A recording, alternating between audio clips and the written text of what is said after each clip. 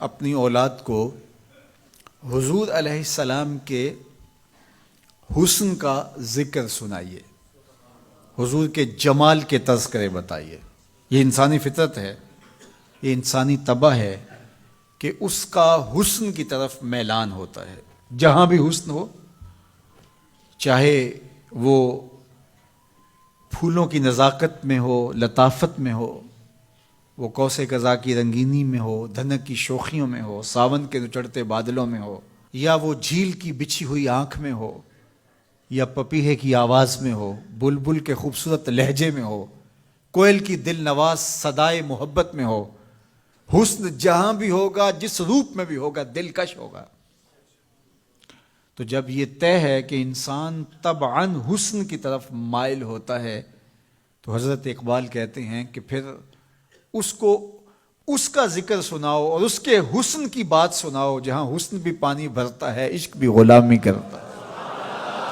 حضور کے حسن کا ذکر سناؤ۔ مکھ چند بدر شاہ، متھے چمک دی لاٹ نورانی ہے، کالی زلف تے اکھ مخمور رکھی ہن مد بھریاں۔ کائنات میں بڑے سونے ہوں گے، بڑے جمیل اور حسین، مہوش اور خوبصورت ہوں گے، لیکن جو جمال اللہ نے آمنہ کے لال کو دیا وہ انہی کو ہی دیا ہے۔ لکھاں آئے لوگ زمانے تے، محبوب خدا جیا کوئی نہیں۔ لکھاں آئے لوگ زمانے تے، محبوب خدا جیا، لکھاں سونے بن بن بیندے نے، او دی خاکے پا جیا کوئی نہیں۔ او دی خاکے پا جیا، جو حسن ان کے پاؤں کے ناخن میں رکھا ہے، جو حسن ان کی ایڑی میں رکھا ہے، اللہ اکبر، جو حسن ان کے تلووں سے نکلنے والی گرد میں رکھا ہے، ان کے نالین کے جوڑوں سے نکلنے والی دھول میں رکھا ہے، وہ کہکشاؤں میں بھی نہیں ہے۔ جس کے تلووں کا دھون ہے آب حیات، جس کے تلووں کا دھون آب حیات ہے، وہ جان مسیحا ہمارا نبی۔ اللہ اکبر۔ حضرت میمونہ بنت کردم رضی اللہ تعالی عنہا صحابیہ ہیں، فرماتی ہیں مجھے شوق ہوا حضور کو دیکھنے کا، تو میں اپنے باپ کے ساتھ حضور کو دیکھنے آئی، اور حضور ناقہ پہ سوار تھے، چہرے کی چمک کہ آنکھ نہیں اٹھتی تھی، کہاں ہمت کے اس جمال کی تابشوں کی تاب لا سکیں۔ تو کہا میرے میں ہمت نہ پڑی کہ جمال روح محمد کا نظارہ کروں، تو میری نظر ادب سے اور جلووں کے وفور سے جھک گئی، تو میں حضور کا چہرہ تو نہ دیکھ پائی، لیکن حضور سواری پہ بیٹھے تھے تو میری نظر حضور کے مبارک قدموں پہ پڑی۔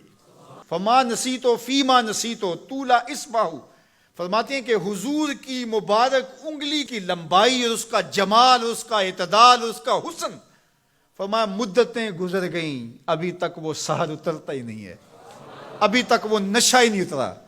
کہا چہرے کو تو نہیں دیکھ سکی، لیکن میں حضور کی مبارک پاؤں کی ایک انگلی کی زیارت کی ہے، اور میری نظر بس وہی پڑی، اور ایک لمحے کے لیے پڑی، اور دوبارہ دیکھنے کی تاب بھی نہیں ہوئی، لیکن حضور کی انگلی کا وہ جمال اب تک میرے خیالوں میں بسا ہوا ہے۔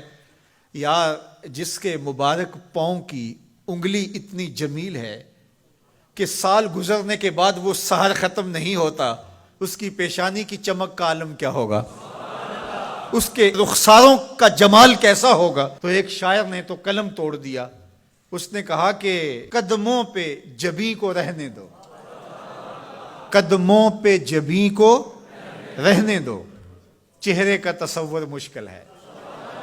ذرا غور کیجئے، یہ میمونہ بنت کردم کی کہانی ہے، شاعر کی زبانی میمونہ بنت کردم کی کہانی، اور آپ کی سماعتوں کو چمک دے رہی ہے، اور میری زبان کو لطافت بخش رہی ہے۔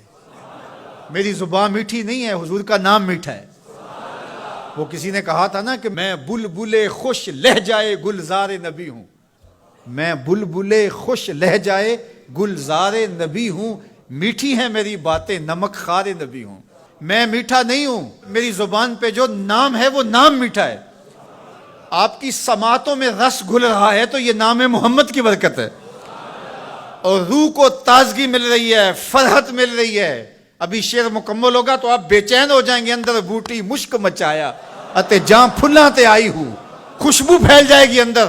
سنیے لفظ، میمونہ بنت کردم کہتی ہیں کہ کہ میں اس جمال کو ابھی تک بھول نہیں سکی، وہ نشہ ابھی تک اترا نہیں ہے، وہ حسن ابھی تک نگاہوں سے ہٹا نہیں ہے، سال گزر گئے، مدتیں بیت گئیں، ابھی تک انگلی کا جمال نگاہوں کے سامنے ہے۔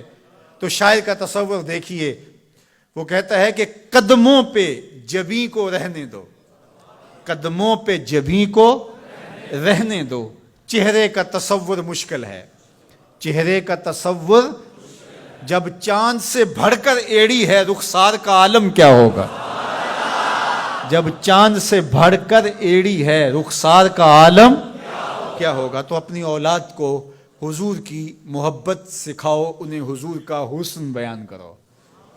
مجھے بتاؤ کہ میں حضور کے حسن کا ایک واقعہ سنایا ہے، آپ کی روح پرواز کر رہی ہے کہ نہیں؟ حضور کی محبت کا لیول بلند ہوا کہ نہیں ہوا؟ اور یہ ابھی حضور کی مبارک انگلی کا حسن تھا، ابھی رخ منور کا تذکرہ نہیں چھڑا، ابھی پیشانی کی کہانی نہیں چھڑی، ابھی تو لب لالی کی بات نہیں ہوئی، ابھی تو زلف عنبری کی کہانی نہیں چھڑی، ابھی تو ان کی مبارک آنکھوں کی بات ہی نہیں ہوئی۔ کیا خوب سجن دیاں اکھیاں نے، کیا خوب سجن دیاں اکھیاں نے، جویں پر کے سرائیاں رکھیاں نے، ابھی تو ان آنکھوں کا تذکرہ نہیں چھڑا، اور مازاق کے کجلوں کی کہانی نہیں چھڑی، ابھی تو ابروؤں کی بات نہیں ہوئی، ابھی تو لامبی پلکوں کا تذکرہ نہیں چھڑا، ابھی تو ید اللہ والے ہاتھوں کی بات ہی نہیں ہوئی، ابھی تو علم نشرہ کے سینے کا تذکرہ ہی نہیں ہوا، ابھی تو حضور کی مبارک زلفوں کے خم جن کو خدا بھی حمیم کہے، ابھی تو اس کی کہانی نہیں چھڑی، ابھی تو پاؤں کی انگلی کی بات ہے، اور روح رقص کر رہی ہے۔ تو جب آپ اپنی اولاد کو حضور کے چہرے کا ذکر کریں گے، حضور کے جمال کی کہانی سنائیں گے، تو ان کے سینے میں حضور کا پیار پیدا ہوگا یا نہیں ہوگا؟